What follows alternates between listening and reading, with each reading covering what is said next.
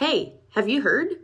The good folks from Farnam are giving away a gorgeous, decked-out Farnam 75th Anniversary John Deere Gator filled with $1,000 worth of Farnam Horse Care products. Visit www.farnam.com/75-giveaway to see the prizes and enter for a chance to win. Again, that is www.farnam.com/75-giveaway. Happy 75th anniversary, Farnam. Thank you for always being our partner in horse care.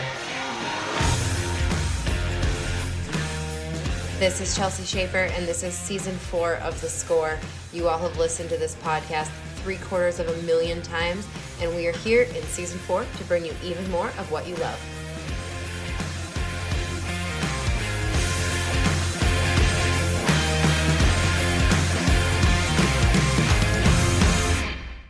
Can you guys believe it that it is basically already December? The NFR is kicking off in just a few days. It's Caitlin Gustav, and welcome to another episode of The Short Score. We are days away. It is November 30th when this episode comes out, and the NFR kicks off December 2nd. So, man, lots of stuff happening. I want to hear your guys' picks for the NFR. If you are listening to this episode, go ahead and wherever you listen to podcasts at, or if you want to go on our Facebook page and just drop who you think is going to win the NFR Average, let us know who your pick is. Because the reason I say that is we have the 2018 NFR Average Champion Heeler, Trey Yates, on this episode of The Short Score.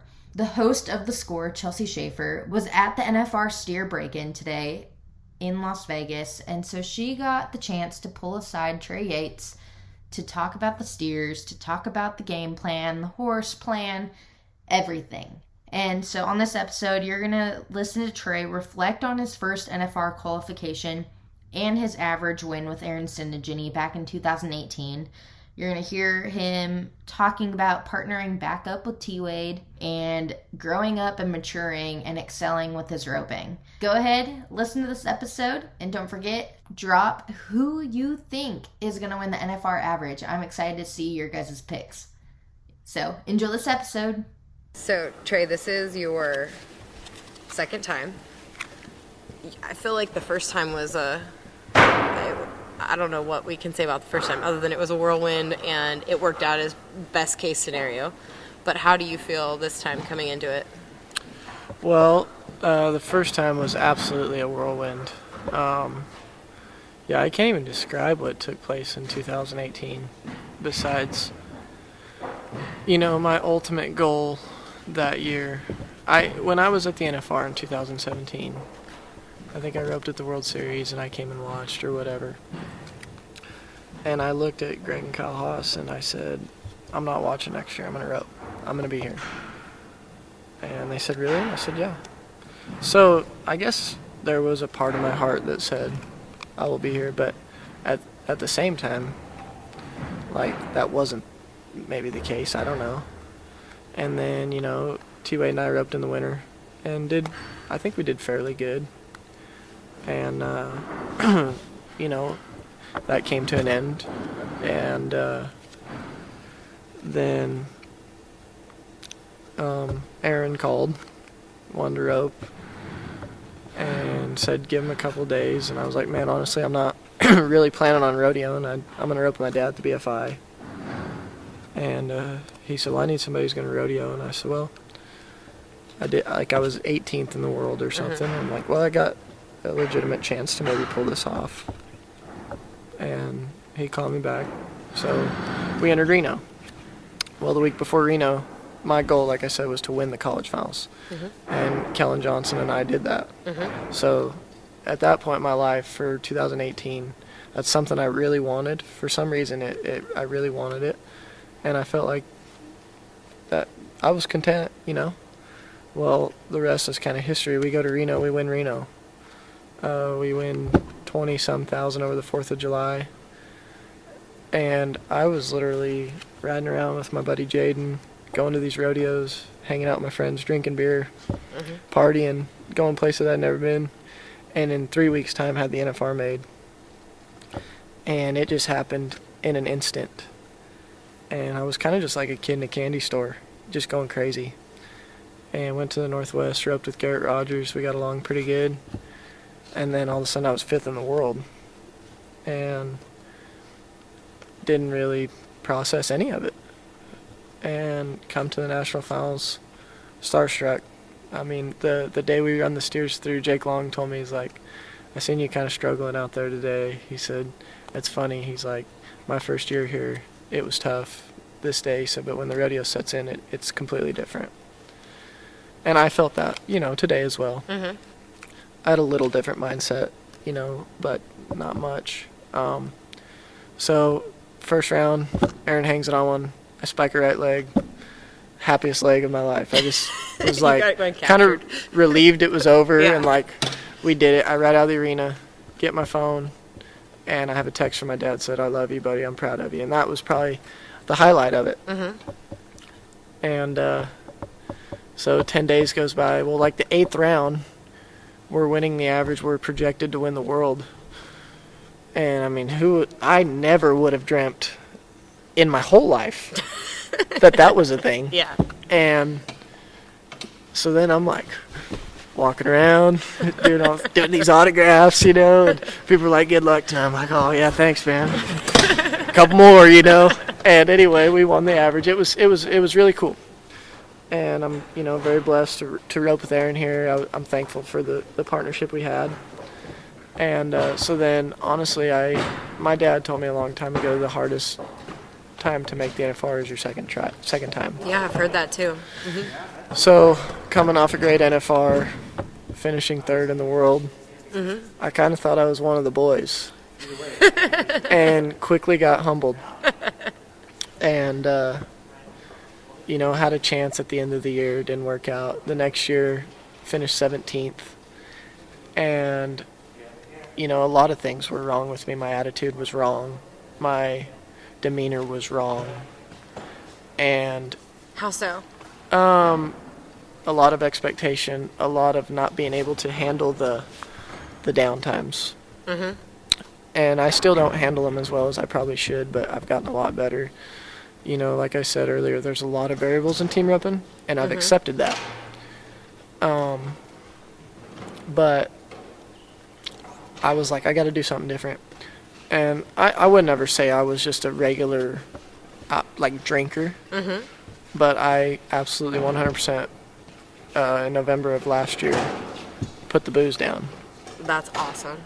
And I'm like, I've drank beer with my buddies a couple times this year, but nothing crazy. Mm-hmm. And all of a sudden, my roping changed, and my attitude was better.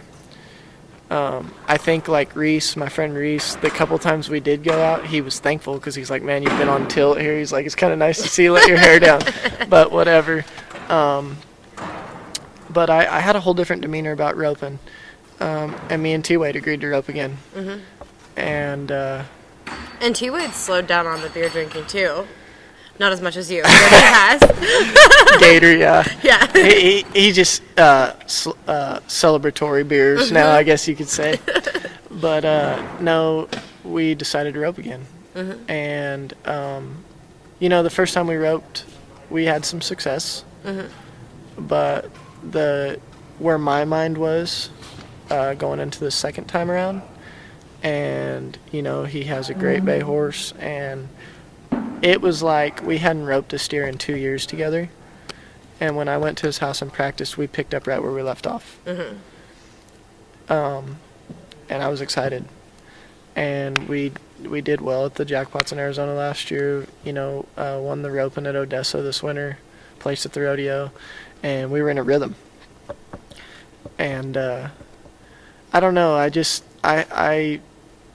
think the one thing I can say is the 2 years in between, whatever happens the next 10 days or the rest of my career is to be determined.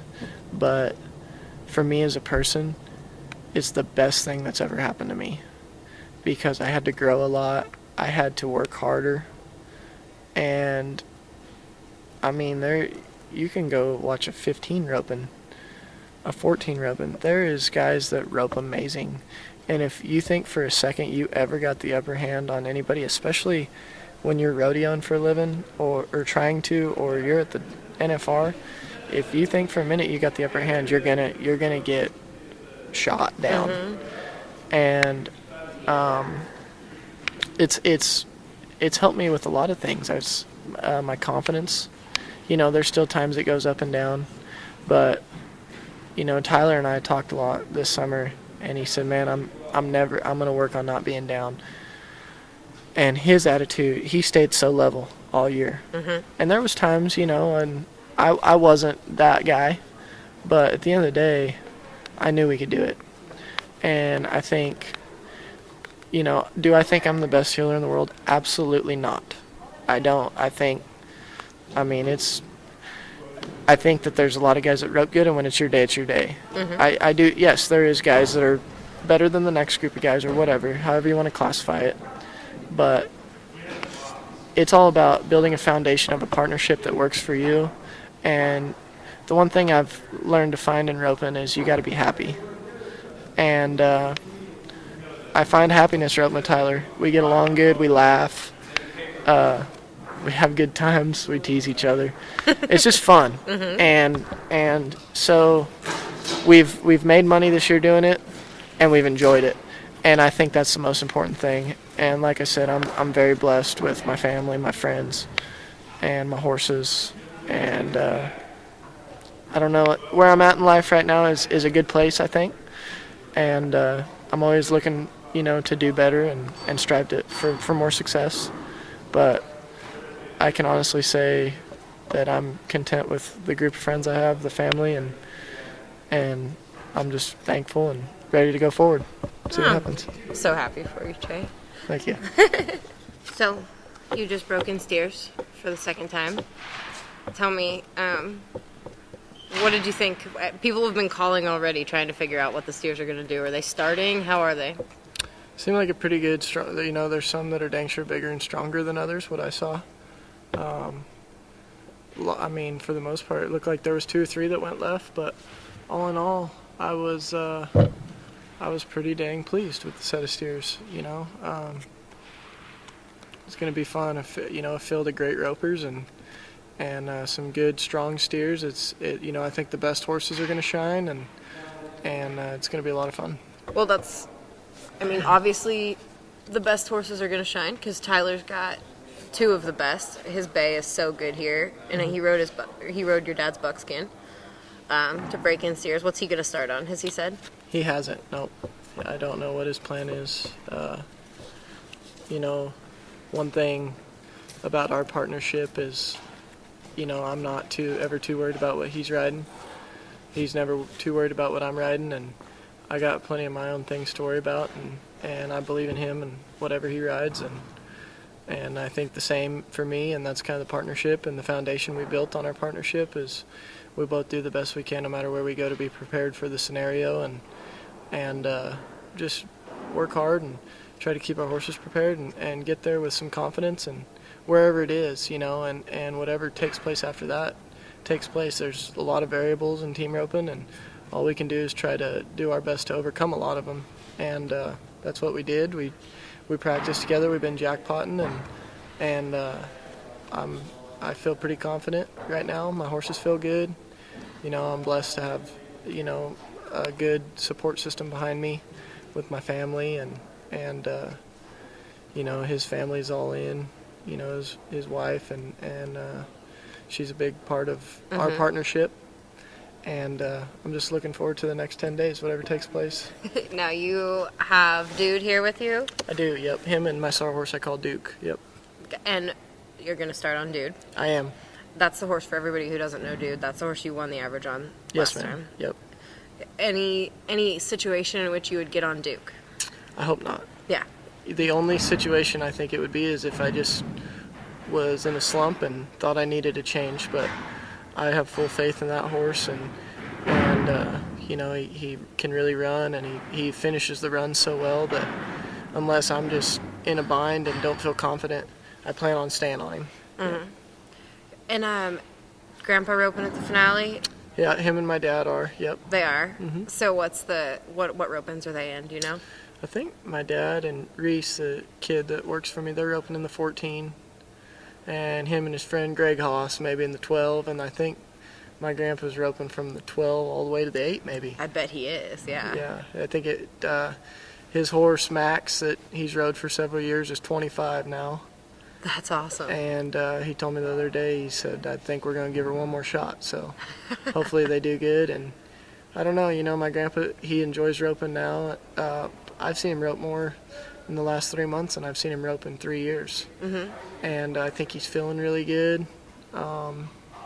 He's really enjoying it. My dad purchased a place in Arizona about a month ago.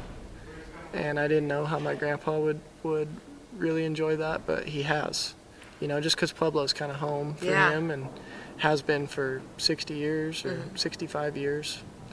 And but no, he's enjoying it, and he roped at my house the other day in Arizona, and I told him, I said, I think that's the first time I've seen him run a practice steer away from the house in Pueblo in probably 12 years. Mm-hmm. So it's kind of exciting and fun to rope with him and my dad at my house. I never got to do that yet.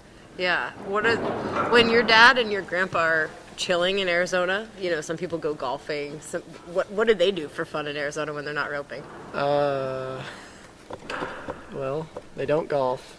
I think my dad actually is a pretty good golfer.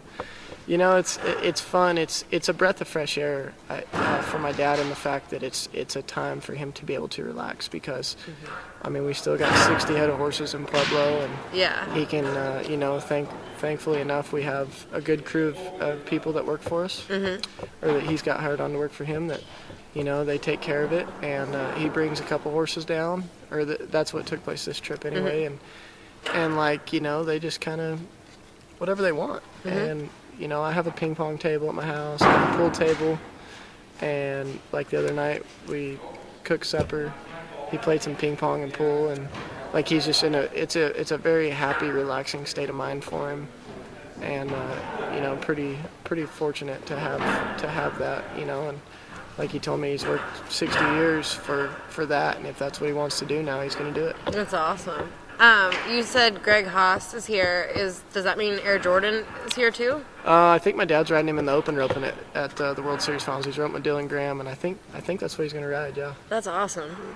That horse is so cool. And I haven't seen him in a while. He took him to some rodeos this summer, and he's been enjoying him. Yeah, him and Greg. I don't know if Greg's riding him. I don't know. There's no telling. That guy's a loose cannon.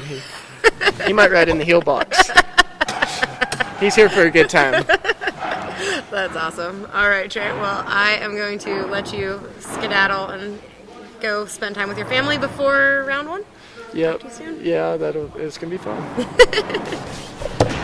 Thank you guys for listening to this episode. Chelsea, Trey, thank you guys for jumping on the short score today. We all can't wait to see what the next 10 rounds of the NFR are going to bring. So good luck to everyone, and we will be talking to you guys nightly from the Thomas and Mack with round winners. So keep an eye out and pay attention to the Score podcast.